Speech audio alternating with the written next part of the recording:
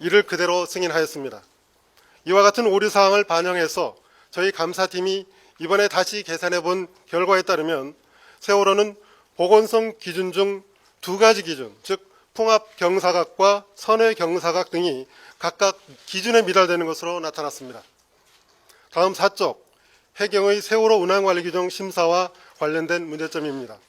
2013년 2월 인천 해경 직원 3명은 세월호 운항관리규정 심사위원회 개최 나흘 전인 2013년 2월 15일부터 18일까지 제주도 현지에서 3박 4일간 청해진 해운 직원으로부터 관광, 숙박, 주류 등의 향응을 수수하였고 세월호 운항관리규정 심사위원회를 개최하면서는 선박 보건성 계산서 등의 관련 서류도 위원들에게 제공하지 아니한 채 형식적으로 심사를 진행함으로써 차량 적재나 화물 적재 한도 등이 제대로 검증, 반영되지 않았던 것으로 확인되었습니다.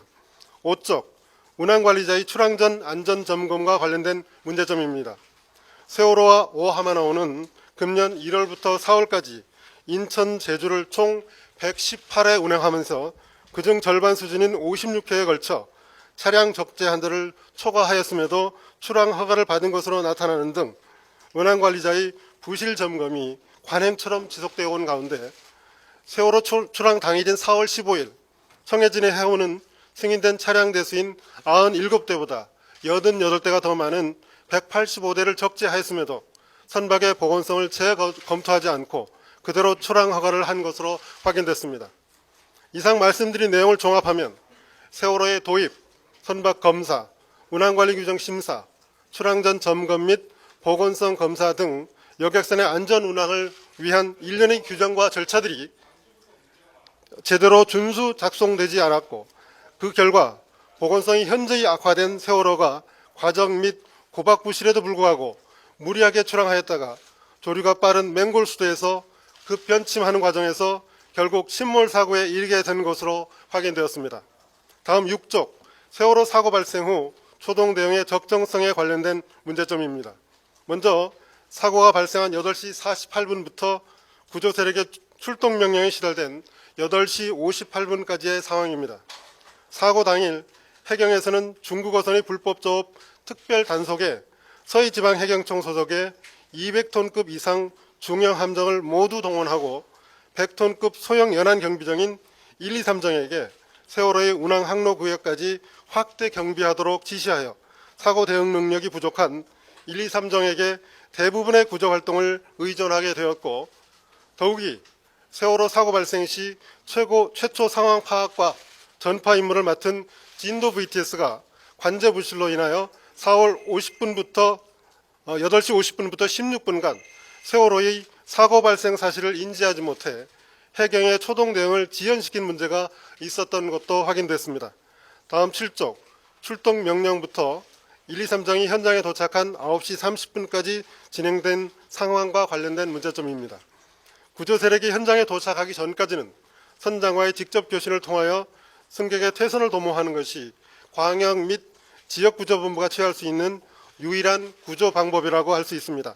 그러나 서해지방해경청과 목포해양경찰서 등의 구조본부는 물론이고 현장에 출동한 함정, 헬기 등의 구조 세력도 세월호와의 직접 교신을 소홀히 함으로써 사고 발생 초기 선장과 선원을 통한 승객의 갑판 집결, 퇴선 지시 등의 초동 조치를 위한 소중한 기회를 놓쳤습니다.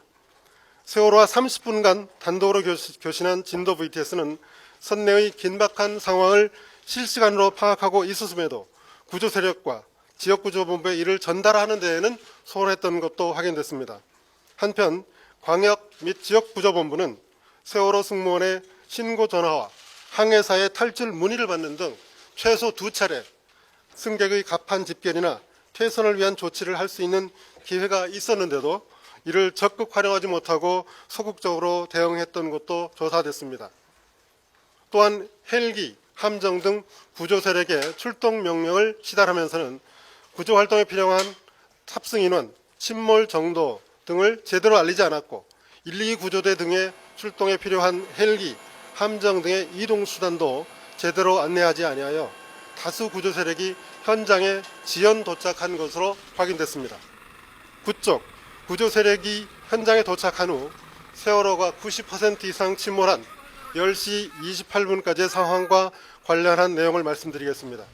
123 정장은 9시 30분 현장에 도착한 직후 선내에 남아있는 승객 구조가 시급하다고 판단하고서도 즉각적인 선실 진입을 시도하거나 구조본부의 현장 상황을 정확히 보고하지 않았으며 구조된 선장 선원들을 통한 승객의 위치 파악, 퇴선 유도 방안 등도 강구하지 않았습니다. 또한 구조본부에서는